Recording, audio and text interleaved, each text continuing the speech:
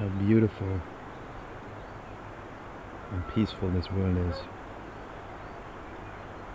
I find it hard to imagine, that some people would look at this and believe that there is a deadly, invisible demon haunting them. I'm really not trying to just give my opinion on things. I'm trying to get to fundamental first principles on which we can build to arrive at an objective view of our reality. And that only goes so far. Reality has both the objective and the subjective. And I'd say the subjective is a whole bigger world. It's like an entire universe compared to our objective reality. Nevertheless, there is such a thing as objective reality, and as we currently experience hardcore, I think to make assessments about objective reality, you need to start with first principles. You need to start at a point where we can all agree. This whole journey, of me trying to point out how a system of government is always evil, has showed me that it's harder, because apparently we cannot even agree that the use of force or the threat of violence to get what you want is immoral. I continue to make that statement because I think you can logically show why it is immoral, because there are a few things necessary to prosper in life, and murder, theft, extortion are inhibiting you from living your life. That's natural law. If you want to get real philosophical about it, you can say it's all forms of theft. Murder, it's just the theft of life. Rape is the theft of consent, or also life in a way, because you're pretending like you own another person's life. So maybe the rule that we need on this earth is like, do not steal. So let's see what we can talk about that is an opinion about this virus. One thing that is an opinion, and I say this right off the bat, is that we don't even know, what a virus really is. And if you think that is figured out, look again, because there is a new medicine challenging the entire view of how traditional medicine views illnesses. Paradigm shifts have been happening, and one of our problems is that we live in a day and age where we all believe we just know it all. That's what our education system does so hardcore. It's like it teaches us one thing, it teaches us many things, it indoctrinates us in many things, but a few things that really, really hammers home is one, the notion that the authority stands at the front, and what authority says is God's truth. I mean, you're rewarded for repeating what authority says, but it also makes us think we are enlightened as no one was ever. Everything in the past they were stupid. We figured it all out over time. And even though 90% of what we spew out there and people just regurgitate are nothing but theories, just theories, they are presented by those that we perceive as authority. Those that have been presented to us throughout our childhood, through the media, enforced by all movies where the wise authority is always a certain kind of person. The guy who tells you they're all full of shit is usually the nutty conspiracy theorist, the wacky ass conspiracy theorist who should be disregarded by all means. But yeah, those are the people we trust. And whatever they say is God's truth. And that is progress to us. We've arrived at a time where we can trust these people. Because another thing that's part of the past is that politicians are evil and that they use the media as propaganda machines. That was in the past. Didn't you learn that in school? We've learned from that. Now we have good politicians. They all want the best for us, and they only tell us the truth in the media. That's one thing I don't buy for a second. If you go a bit farther than what history in school books teach, and I can understand that history mostly paints a very dire picture of humanity in the past, but there's a lot more that happened even earlier. Ancient civilizations were very knowledgeable, very, very knowledgeable. Only that knowledge isn't taught. Just simple knowledge that is being kept from people now, and which constitutes the true divide, the true discrepancy of power. That's what you see above all else in this day and age. If you don't have knowledge, then you can be played and toyed with. And I know this will probably already sound like way over the top, to some, because you think you're not being played and toyed with. And I cannot make you see that. If you can't feel that it's not normal for human beings to cage themselves in their apartments based off everything we know about this virus so far, I don't know what else to say then. I know this during the whole coverage about this virus is one, again, the phrasing that authority always uses to sell you its safety, its security. They call the forced curfews shelter in place. Shelter in place. It almost sounds like cuddle up in a cushion. And maybe the fact that army is walking the streets, checking whether people are in their houses, and in some places. I mean, I've seen videos of army personnel actually roaming streets and checking whether people are keeping the curfew. That's a stark contrast to the picture of lying cozy in a pillow. I guess most people approve of this. That's the degree to which we have given up our agency.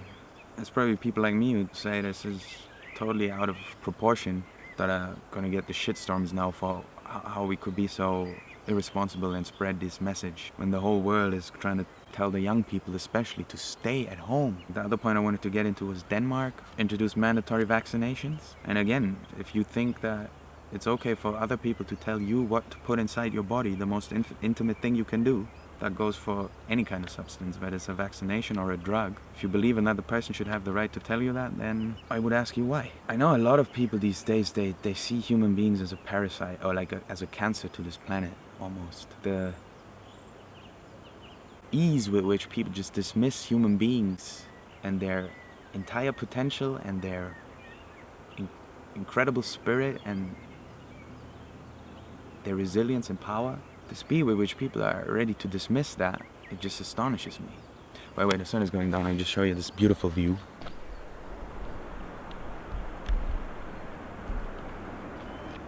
You're not a parasite on this. You're a part of it.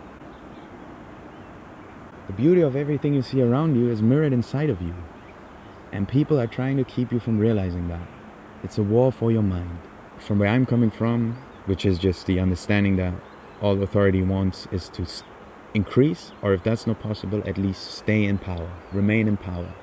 So what government now does is it gives you the problem and the solution. After this, we'll all say, oh, thanks to government, they saved us all with their big bank loans, because that's all that matters in the world, is having enough money. And now you can say, yeah, of course you need money to survive and to run your business or whatever, I agree, but situations like this should show us that maybe our current system is just not working. You know, I'm reading all of these beautifully sounding things about human beings turning this misfortune into opportunity, right? But nobody says, see it as an opportunity for a true paradigm shift. Maybe rethink our entire economic system. If an invisible virus threat is enough to kill it all, and then us being, again, dependent on governments and banks to salvage the situation, which has worked so well in the past. And maybe just recall that all it took was for some person that you perceive as authority tell you that somebody you don't know who might carry something you don't know what inside of them, but you cannot be sure about that even. It could be there, it couldn't be there. That's all it took. They can see how people around the world are just getting skeptical of our old ways, which include just the belief in government. And this is like the event to show them that no, when shit hits the fan, you can count on your good old government to sort you out. And it's just insane, you know, because there are those who want to point out to society that these are just wolves in sheep clothing, who are now regarded as the enemies of society, while the enemies of society are regarded as its savior. I'm saying this in all humility before all the people that tried to wake me up for years. I ignored them. I thought they are like tinfoil hat wearing nut cracks. When you're trying to tell people that there's somebody out there that wants to prevent you from living a free life because they need you to pay them off, because those are the only real parasites. Those that make you think you are a parasite on this planet. Those are the real parasites. They need you. They need you to pay them. They need you to believe in them, because they don't work. They don't know what honest work is. They don't want to do hard work. They just want to leech off of you. They want your money. It's all about money this day and age. That's why the rescue packages also work so well, and that's why that'll be the way that government gets you on its side more than ever before. It's like, oh, when the chips were down, government came in and it saved my business. And don't get me wrong, I don't want your business to fail. I'm just saying, without government, you will thrive much more. Not just because you keep double of your money, but also because there's nobody scaring you into some crisis that will make you close down shop. And these are the moments when you realize that Morpheus in Matrix is so right. When he takes Neo and they go into the Matrix for the first time and they walk around and Morpheus tells them, you have to understand, most people aren't ready to be woken up yet. Or aren't ready to be unplugged. That's how they say it in the Matrix. And many of them are so hopelessly dependent on the system that they will fight to protect it. And that's what I feel like at the moment, But I say this with love, with love for freedom, first and foremost, which is the thing I love most about life. That's why I want everyone to have it too, utter freedom. And the main chains that we are facing at the moment are chains for our mind. We are imprisoned in the mind. And it is out of love for freedom that I'm saying this. And also all the politicians, I might as well say this now. Look, I don't hate you. I hate what you stand for. I hate your ideas. It's another thing that was taught, or that isn't taught anymore, but that would enable all of these arguments to go much more smoothly. You are not your ideas. If I attack your idea, I'm not attacking you. That's why I'm also not taking it personally if you tell me I'm full of shit. It's a very crucial concept and one we should adhere to. If you look on Facebook, obviously nobody adheres to it. It's just like, bah, bah, bah, bah. And then the other person goes, wah, wah, wah. And then the other person goes, wah, wah, wah. They take it personally. Everybody takes everything personally.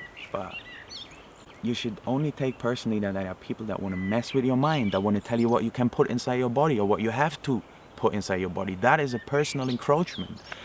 That tell you to sit tight in your flat on some pretense. That's invasion of your personal space. If I'm attacking your belief, it's not. It's just a belief. You can let it go. You can have a better belief. You can adopt a new idea. So even the politicians, I know the reason that you want to control people has something to do with you operating on your base brain only. I don't know what scares you that much, that you think you need to be in control. I don't know why you're so left-brained that you cannot see that human beings are incredible, creative, spiritual people. Like with all of us, it probably has to do with the childhood. So my heart goes out to everybody that is now in a position where they are so afraid that they want to control everyone. You don't have to be afraid. You don't have to be afraid of your neighbor. You don't have to be afraid of invisible things. So even to the politicians, I try to say this with love. I'm just asking you to abandon the idea. All the policemen, all the army people, please abandon this idea that you are serving this godlike entity, that will even make you say things like, I'm just following orders. I'm not responsible for my own actions, which is an absurd thing to say, a senseless thing to say. That's all just this belief, all this prison of the mind that we're in. And yes, of course, all the human beings, they need to also shed this belief that the police and the army have some special rights, that the politicians have special rights, that they have special power, that they have special knowledge. It's not true.